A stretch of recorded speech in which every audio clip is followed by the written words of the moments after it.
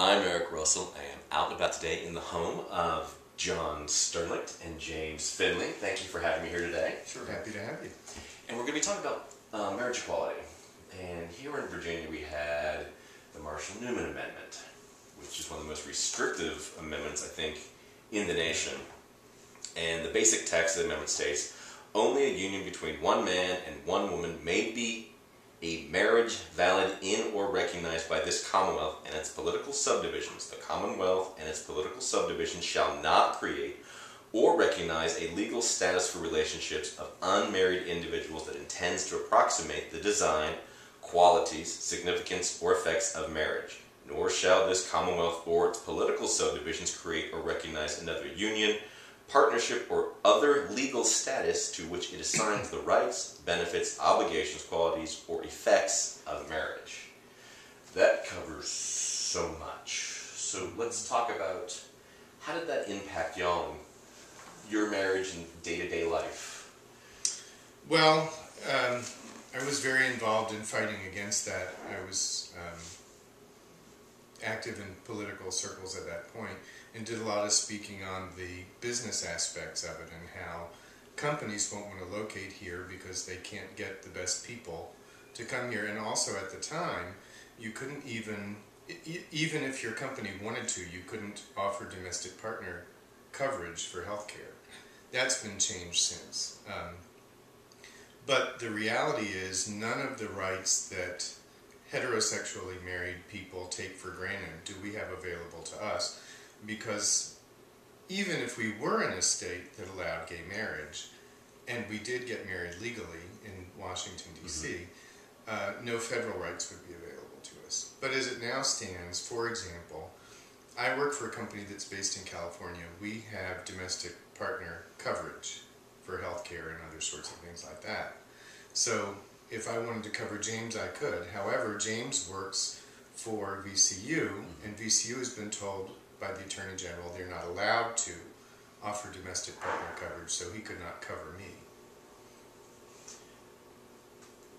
Because of the Marshall-Newman Amendment, and you talked about some things business-wise have changed, California their Supreme Court judge stated that Prop 8 was unconstitutional. And they're now looking at appealing that and taking it to the Supreme Court. How will that decision affect other states with amendments like ours? Well, now, it was a federal court decision. So it was basically saying that the referendum that was Prop 8 denying gays and lesbians the right to marry and actually taking it away from them was unconstitutional. Because that's a federal court, that can go to then the full panel of the Ninth Circuit and then the U.S. Supreme Court, which would cover all states. But I think that was a pretty narrow decision because, number one, California had same-sex marriage and then took it away. So that's the taking away of people's rights, and you have to have an extra high state interest to discriminate and take away rights in that way. So it may have been a very narrow decision that might not even go to the Supreme Court. If it did, and if it addressed the issue that, and to me there are two legal issues. One is equal protection of gays and lesbians just like anybody else. And the other is full faith and credit. Why is Virginia allowed to not recognize our legally valid marriage from the District of Columbia? Explain how full faith and credit really works to some people who may not understand that term. It's supposed to work that what happens in one state legally is recognized by another, since we're all part of the same country. So, for example, when you get married in another state, you're recognized in all 50. As a matter of fact, when I have a brother who got married in Switzerland, and because that was valid where it happened, it was valid here in the States, but he married a woman. Similarly, if you get divorced in one state, you're still divorced in another state. And states have to recognize each other's laws and decisions. That's basically what it means. Washington State will be the 7th state as of Monday, when their governor signs their bill, that will have legalized same-sex gay marriage. do you see other states following suit, or are you going to start to see these as being battleground issues state by state still? I do. I mean, they're talking about it in Maryland and New Jersey and is it Wisconsin or Minnesota? Minnesota. And it'll be more and more. You know, but yes, there's a critical mass, and you know, if California's on board and then these other states, it's going to be, you know, getting close to 50% or more of the United States population that's covered. But until we have federal rights, it's really a very little benefit. A lot of stuff in the media right now, again, with upcoming elections. No, Don't Ask, Don't Tell was repealed by Obama, but then you've got all these candidates like Rick Santorum and stuff going, if I'm elected, I'll reinstate it. He just recently spoke at a high school, I believe in Massachusetts, where he described that it was better to have a parent in prison than to have two gay parents to a group of high schoolers. Now, you both have children. One of your children is still in high school, the other two are graduated, but as parents, how does that make you feel? Well, it was very degrading. It made me really angry because the reality is that you know, we have three wonderful children, and they're productive, healthy young men, and you know, we're very proud to be their parents, just like any other parent would be, and we, you know, have been involved in their lives just like any heterosexual couple has, from start to finish, and from, you know, changing diapers to, you know, going to the school because they got in trouble, the whole scenario.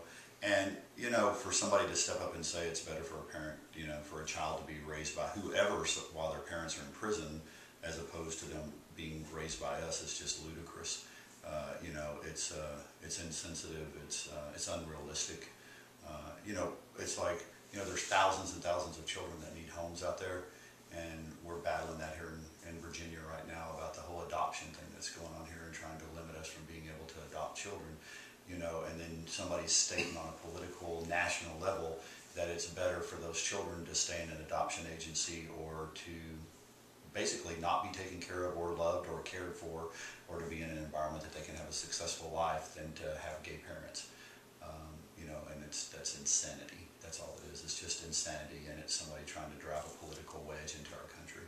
Because that would be Senate Bill 349 that y'all are talking about, which did pass in the Senate, and it was sponsored by Jeffrey McWaters, Republicans, and they talked about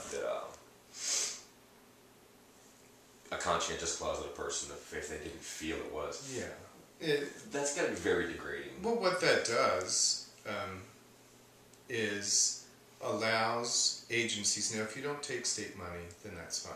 Then you, you know, generally as a religious agency can do what you want. But let's say a Catholic or another Christian adoption agency decides that they don't want Jewish people to adopt their kids, or they don't want people without religious beliefs to adopt their kids, or Hindus or Muslims, or black people.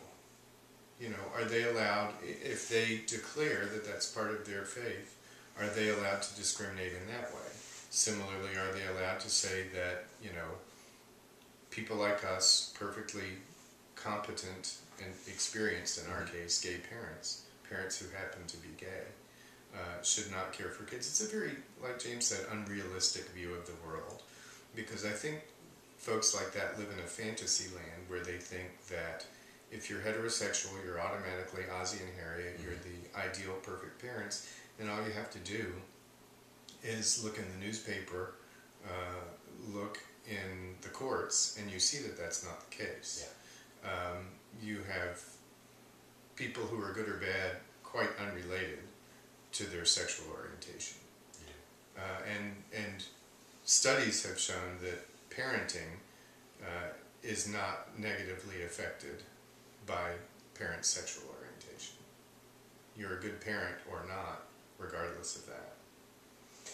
There's been a seemingly increased number of GLBT teen suicides across the nation in school systems that either have a neutral policy about discussing GLBT issues in the classroom, or have banned it completely, or we see where if a kid wants to belong to a GSA or other organization about sexual orientation or such, they have to get permission slips.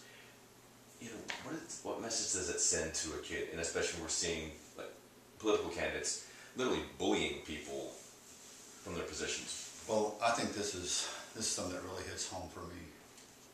Sorry.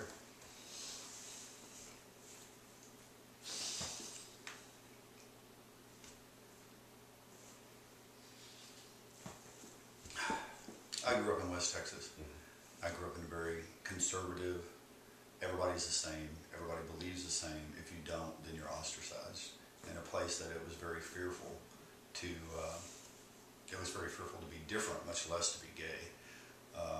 You know, when I saw Brokeback Mountain, where the guy took his two boys and made him look at the rancher who had been drugged to death because he was gay, that's the world I grew up in. And that's why I get so upset and so angry at the fear that people are trying to put out.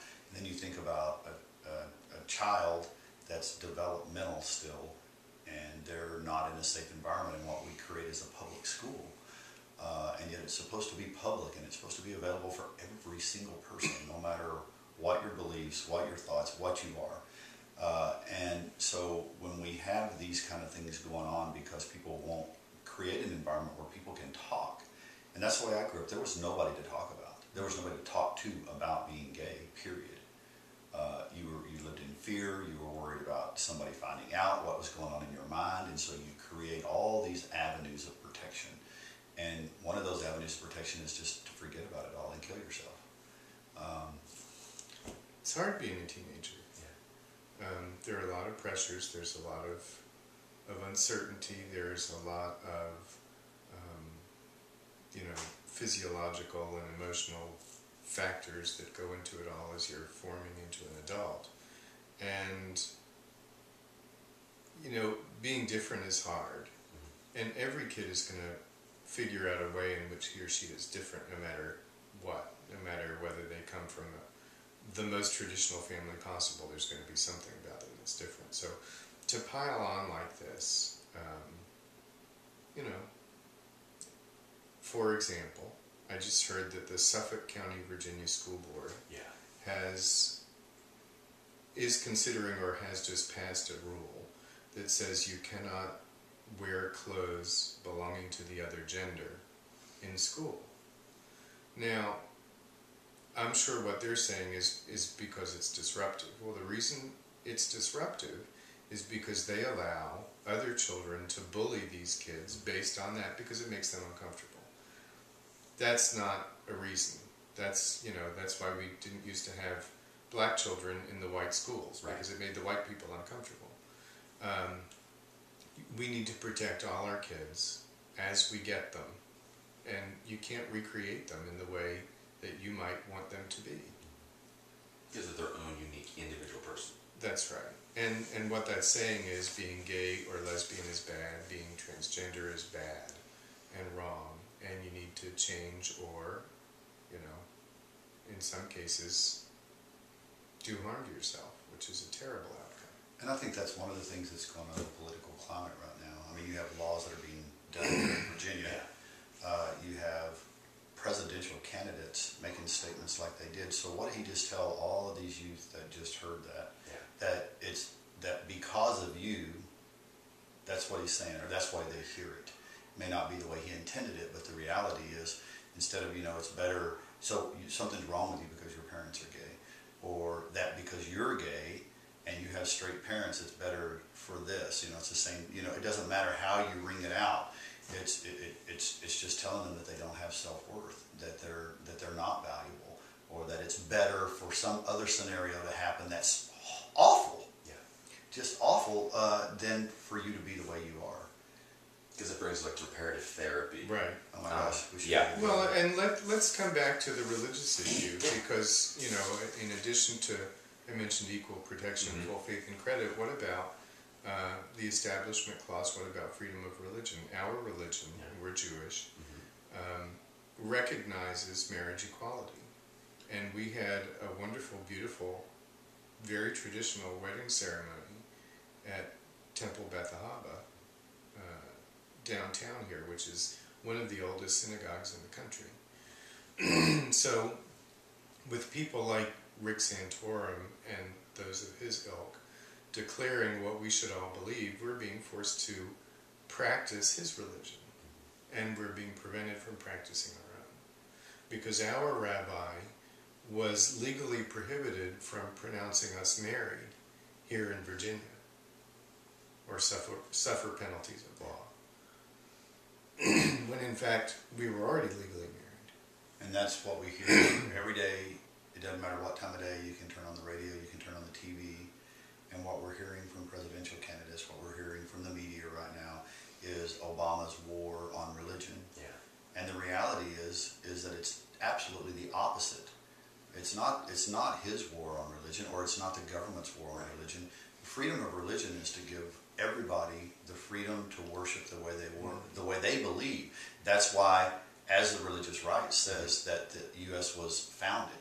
Whether you believe that or not is irrelevant. But if you're even taking their argument that we were founded as a nation to have the right to worship God as we see that, or how we believe, and then, but the reality is what they are doing at this particular time is telling everybody that you have to do it the way we do it, or you're attacking our right. No, it's that there's more than one way to believe in God and to have a relationship with God, and it doesn't have to be that way. And if you're imposing your religion on me, then you're taking away my religious right.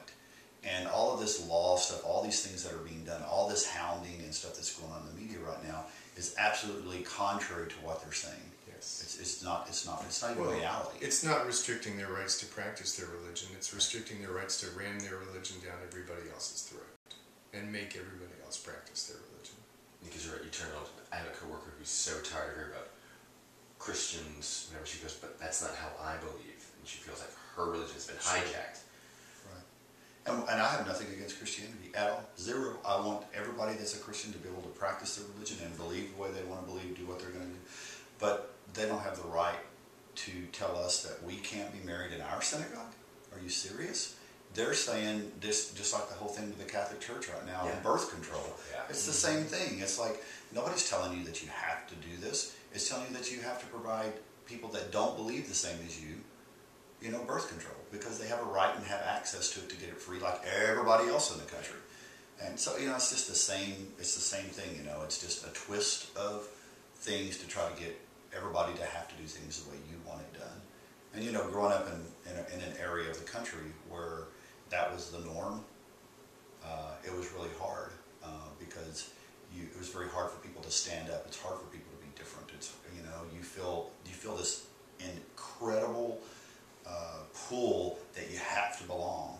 You have to accept this. You have to do these things. You have to toot this horn because you have to make people believe. Why do you think we have so many people that come out late in life? They come out late in life because they finally grew up enough and have enough courage, or they got into an environment that they could be themselves. And it's the same thing with people changing religions. Well, and the proof is in the pudding. Our marriage is no different than the marriages that each of our ex-wives has had since then. They both remarried, happily remarried.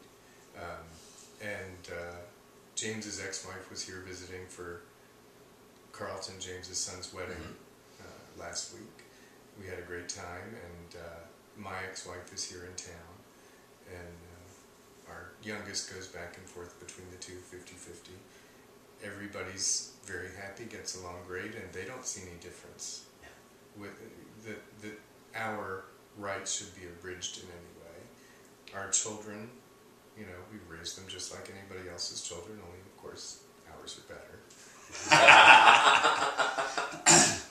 And it just makes absolutely no sense. And the younger generation feels exactly that way. They hear these things and they go, that's just stupid. Because they've been exposed to more GLBT people through media. You've had Queer as Folk, you've had Queer for the Straight Guy, Will and Grace. Yeah. There's lots of GLBT characters also now in mainstream teen literature and such. And then you've got campaigns like No Hate, and It Gets Better. There's some athletes coming out.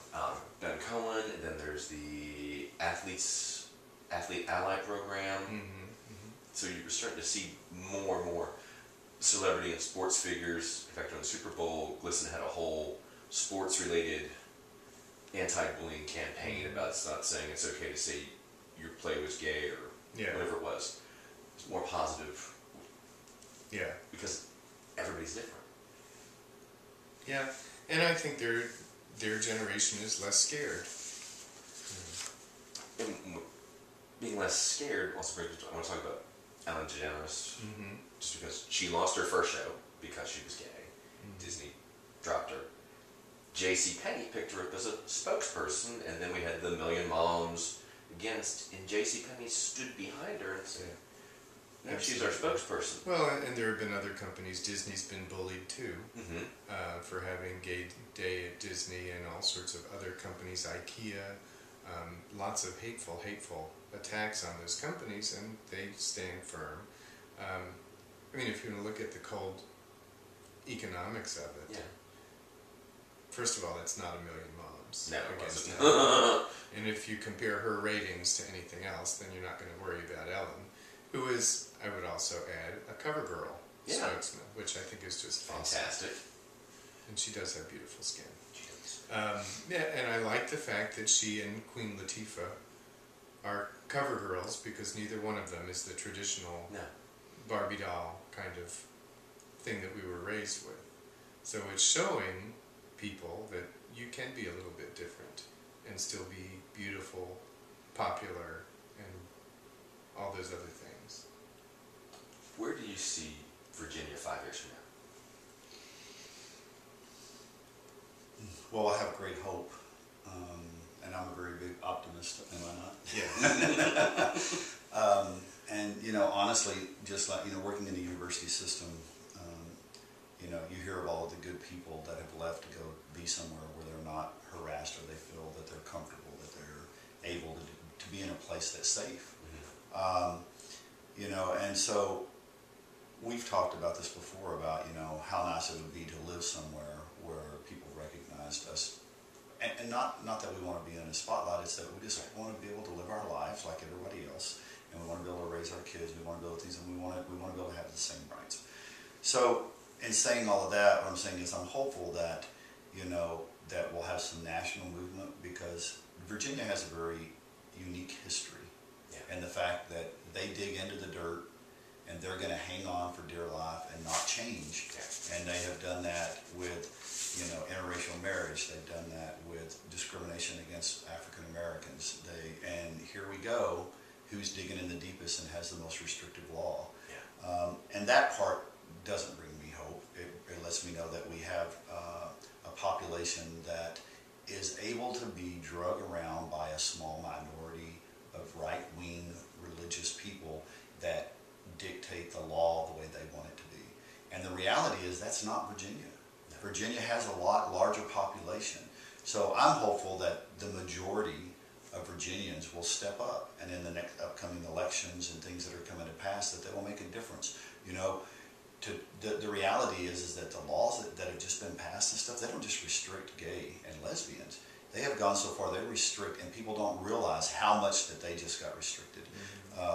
You know, if John and I were two straight men and we wanted to enter into a partnership, into a business and things, it's very restricted, because they wanted to make sure that just in case we might be gay, that we don't do that. Whether, you know, and you can go on to different things where they're, and a lot of it is business oriented. And even though it is so restricted for the family. So I'm hopeful that as Virginia continues to grow and to come out, that that people will step up and that they'll do what is right. But as always, time will tell, and I hope that some things won't take a federal mandate. Well, the ridiculous thing is, all these laws didn't prevent us from getting married. We went and got married, and the sun still came up the next day.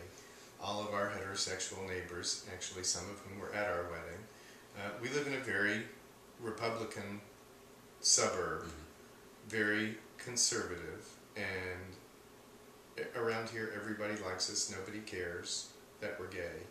and they support our equal rights, even if they're not politically in the section that usually does, which leads to the point that the more of us who come out and who are known to our straight friends, neighbors, relatives, that will get them thinking more about this, because when it's abstract, it's easy to have a knee-jerk reaction. When it relates to John and James, or to your niece, or your next-door neighbor, or your brother, or whoever it is, it's a little more difficult to pull the lever for discrimination. My fundamental prediction has always been that, like with Loving versus Virginia, Virginia will have to be forced into equality. But we'll see. That may not be the case. But again, the more important aspect is federal. We already have to have our own documents that do the things that heterosexual married people take for granted, in terms of inheritance, in terms of visiting each other in the hospital, and all those sorts of things. Of course, with inheritance, we would have to pay taxes on that, where if our marriage were recognized and we were just leaving it to each other, we wouldn't. And I don't think it says that in the Bible. No. I don't think it says that one man shall not cover another man on his health insurance in the Bible. Final thoughts to couples out there who are GLBT, raising their children. What would you say to them, no matter what state they live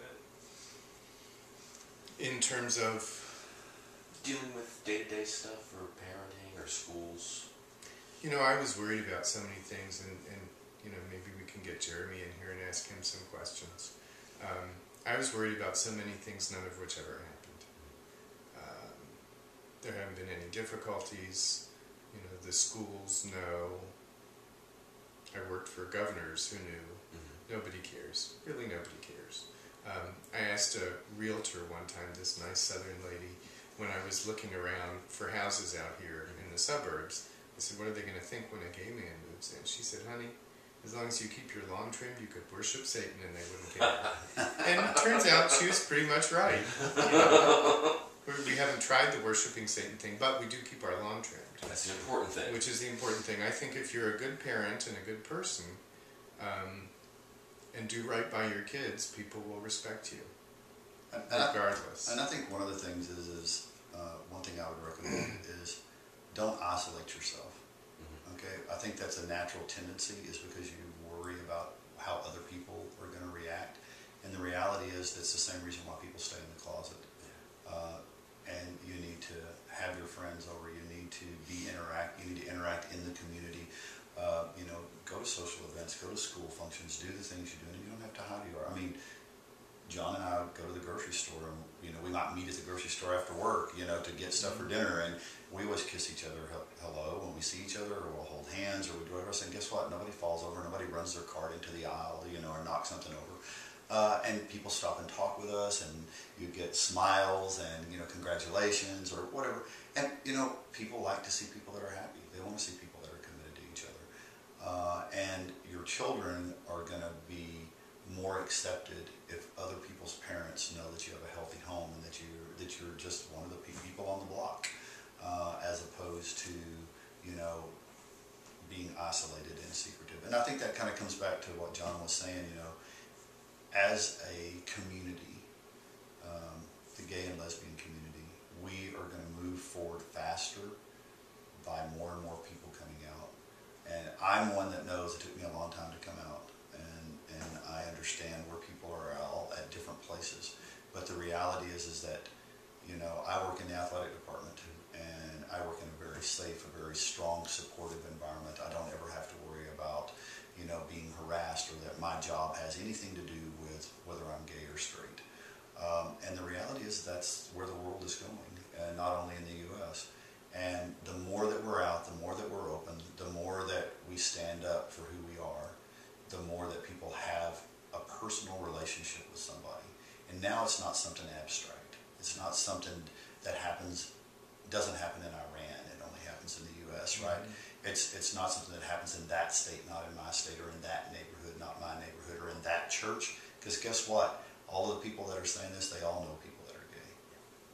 Some of them just don't realize it. Yeah. And that's a shame, because we're at a place that, you know, back in the 60s and 70s when we had incredible bravery within our community for people to come out and to stand up and be arrested and abused and everything. That's not the reality anymore. You know, I can walk down Broad Street. I can walk down downtown. I can hold my husband's hand.